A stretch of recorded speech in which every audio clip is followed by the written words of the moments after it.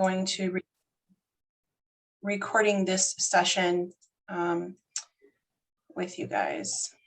So the training that we're doing tonight is on what it means to function as a servant leader. So what does servant leadership look like, and how does that result in grace-based relationships in ministry? And so obviously we know that servant leadership is crucial in terms of building trust and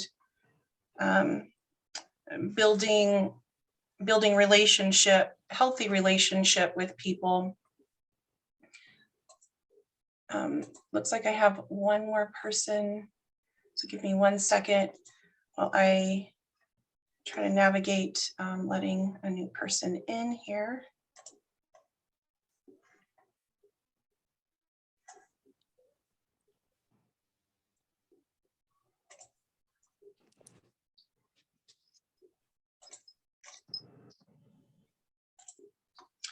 So grace-based relationships are crucial to building trust.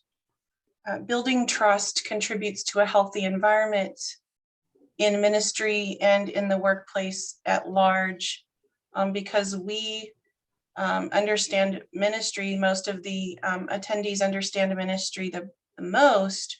That will be the focus of this training, and how ministry environments benefit from grace-based relationships. Servant leaders influence people, and they seek to create change by influence versus creating change from authority or title or power and control. And servant leaders influence healthy environments. They influence healthy root systems, and they influence environments and root systems to the greatest benefit for all involved. So not only the people that they lead, but also themselves. Everyone involved in servant leadership, including the leader, benefits from this model. A healthy environment and a healthy root system benefits all involved. The learning objectives for this training session tonight will be that we understand and are able to discuss various ways to contribute and to create healthy environments. So if we're in a healthy environment already, what can we do to contribute to continuing that healthy environment? If we are not in a healthy environment, what can we do to create healthy environments? And so that will be our focus as a learning objective. We'll also know ways that we can maintain healthy systems. So healthy root systems, helping people get rooted and grounded into a healthy way of life. And we'll be able to demonstrate that by verbalizing through class discussion at least one example of maintaining a healthy system in the areas that we lead. I will also ask participants to be able to write 2 to 3 paragraphs demonstrating how they can engage in servant leadership and renew their commitment to function in servant leadership and in the grace-based relationship model as part of proof that our learning objectives have been met in this session. So next, what I would like to do is to share a video on servant leadership to clarify a bit about how servant leadership functions in business in general. So I hope that you're able to see this screen well.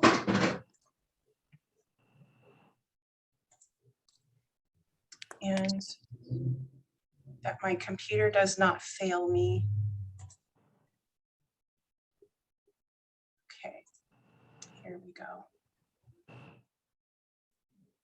Are you guys able to see on your side? Yeah. Thank you so much, Maria, for joining. I'm so grateful for your time.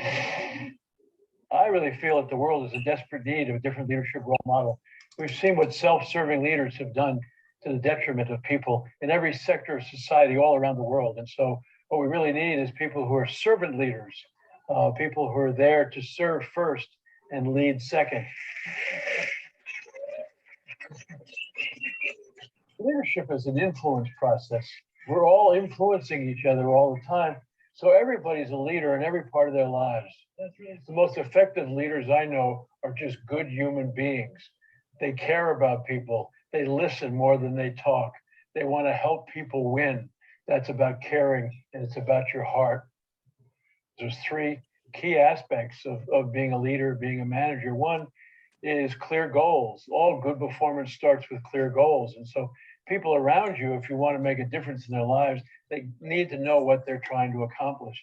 Second, once the goals are clear, you ought to wander around and see if you can catch them doing something right and give them a 1 minute praising, acknowledging what they've done, tell them how you feel about what they've done, how it's impacted you, and that's really important. And then if their performance isn't going exactly the way you both wanted, you give them what we call now a 1 minute redirect. So to say, gee, I'm observing your performance here, and I don't think it's as good as we thought it would be. Do you agree? And they usually will, because you're not there to punish them. Then you say, what could I do to help you get back on track? One of the important things about being an effective leader is to enter your day slowly with some sense of intent and think about in today. And then at the end of the day, put praisings in your journal. What did you do today that you feel really good about? And then redirections. What did you do that you'd love to replay? And that'll maybe set a goal for you the next day. I think a good manager is more intentional in their behavior, not caught in the rat race. And the problem with the rat race is even if you win it, you're still a rat. I like to look at it in the difference between success and significance. I think when people are focusing on success, they're thinking about how much money they make, the recognition they get for their efforts and their power and status. When that's who you think you are, the only way you can maintain your feelings of self-worth is to get more of those. And I think then you miss significance, which to me, the opposite of making money is generosity of your time, your talent, your treasure, and a fourth one, touch, reaching out to people. What's the opposite of recognition? It's service. And what's the opposite of power and status? It's loving relationships. Because when all is said and done in life, when you're gone and you die, the only thing you get to take with you is your soul. I really like the way Ken Blanchard talks about servant leadership. And I like it not only because it is something that the general public can understand. So Christians know that Christ is the ultimate servant leader. We know that. But as we seek to influence the world to be a better place, Ken Blanchard does a great job of just using some common everyday terms about servant leadership that do not necessarily require someone to have a deep understanding of faith. And so I really appreciate Mr. Blanchard clarifying servant leadership. So to visit our first point regarding servant leaders and creating healthy environments, one way to assess if we are engaging in servant leadership with grace-based relationships is to gauge if the humans around us, including ourselves, are they thriving? So healthy environments are environments where humans can thrive, where they have creative outlets, where they are able to engage in their God-given gifts, where they can learn how to rebound quickly if they have disappointments in their work or in their goals. And so the first question, it really is an evaluation that each leader has to make, and to make honestly. Are you thriving? Is your team thriving? Are the individuals on your team or in your group, are they thriving? And this, of course, approaches all the parts of how God created humanity. So spiritually, are they thriving spiritually? Are they thriving mentally? Are they thriving physically? So these things are all important. Healthy hearts The second point here is healthy hearts seek healthy interactions. So you can gauge if you are heart healthy by the interactions that you have with others. Are they encouraging to others, or are they discouraging to others? Your interactions, do they encourage or discourage the others around you? And so it can be challenging to be a leader and need to address maybe some shortcomings, but still make those encouraging interactions. However, we know that Christ did this. Christ taught all the time in encouraging ways to those that were around him to build them up to a standard for them to continue the ministry that he started here with his birth, his life, his death, his burial, his resurrection. The men that he poured into and corrected on a regular basis, those were encouraging and redirecting interactions. So we know it's possible. And then healthy interactions come in healthy environments. Healthy interactions promote life and growth. And so we've covered that just a little bit already in the idea of humans thriving. So life and growth, when the Lord speaks, life comes. And as the Lord teaches, people grow. So as a servant leader, we can gauge, are our interactions promoting life, and are they promoting growth? Secondly, the second point in the training is servant leaders help roots grow strong and go deep. So roots grow strong in healthy environments. Servant leaders address the environment and they care for the entire root system. So I've used this analogy before, but if a plant is struggling, one of the first things that you can do is address the soil that it's in. Is the soil good for the plant, the kind of plant it is, and the root system that it has? So servant leaders are tasked to continually address the environment and to care for the root system of each individual member that they have on their team, in their ministry, or in their group. And we know that in healthy soil, with a natural environment, roots will go deep. They'll have to go deep. And so as plants mature, as our people mature, they can handle strong winds and they can handle rough times. They can handle a bit of drought because their roots have gone deep. They can handle some tough times because their roots have gone deep. Roots won't go deep if they're not planted in a container where the roots can go deep until they're transplanted into the natural soil. So we have to really engage all of the whole life and the whole person and evaluate all that is required to help a person grow deep roots. Servant leaders honor choices.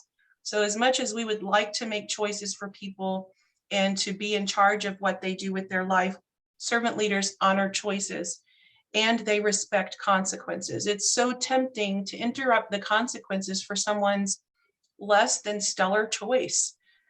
It's so tempting to rescue and to be a hero, but servant leaders do not place themselves on that pedestal. They allow for life consequences to play out, but they remain present in that journey. They don't just disappear when things get hard. A servant leader is not an "I told you so" leader. A servant leader says, we talked about this. I encouraged you to really consider making a different choice. You've made your choice and now here we are. A servant leader stays present in that and gives an encouraging word and a redirect as necessary and as much as possible. So the last point on our training is servant leaders seek the greatest benefit for all. And contrary to modern leadership in America, I would say, which is a leader, not a servant leader, but a leader actually seeking their own benefit, unloading all the tasks they don't like to do to others, unloading all of the work that is, not fun on others. Often leaders or bosses see themselves as too good to do certain kinds of work, but a servant leader really gets involved in all aspects of their ministry and all aspects of their work. And so one of the best ways for servant leaders to be involved is one of the best outcomes of servant leaders being involved is that they see the gifts and the talents in others. If you're not present, if you're not linking arms with people, if you're not paying attention and honoring what people are contributing, you don't notice that maybe they have more to give, that maybe they're called to give more, that they're supposed to do more. Servant leaders being present and active in the work, they see the gifts and talents and they can help others meet their goals. So they actually begin to give away tasks that help others grow. And that can be hard, especially if, as someone like me who likes to do it all. But I am tasked as a servant leader to actually maybe give away some of my favorite things because some of my team members are also gifted in certain areas and they need to grow in it, and they can't grow in it if I don't give them the work. So in that function, we're actually partnering with others for the work, and we're collaborating with others with integrity. So I'm allowing other people to do work that I actually would prefer to do myself, not only because I like doing it, but because I'm good at it. But as a servant leader, and you guys as leaders will also see the benefit in this, is that you collaborate with others who are also gifted and talented with integrity, not just giving away the things you don't like to do or the hard stuff, but actually giving away some of the fun stuff and the stuff that you would actually really like to just be doing yourself. And then again, we seek the greatest good. So spreading life and health to everyone involves letting other people build their muscle for the work of the kingdom, building muscle for the work of ministry. And they can't do that unless they're actually using the muscle, doing the work. And so spreading the greatest good, spreading life and health to everyone involved. Okay, so I've done a lot of talking. I've talked a lot about what servant leadership is, and I've mentioned a few things about what servant leadership is not. You're not required to have any questions, but if you do, now would be a good time for you to ask your question, and I will see if I have an answer. Any questions? You can use your emojis, you can unmute and just ask out loud.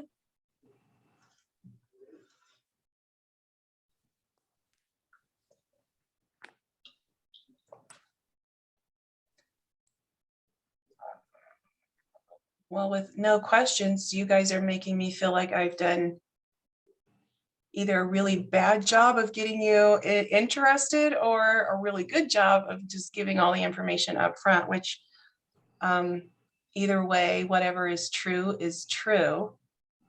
So I will go ahead and move on. So I will be sending a text with a follow-up for a true and false quiz that if you can, please take it today. The link that you get is going to look like this.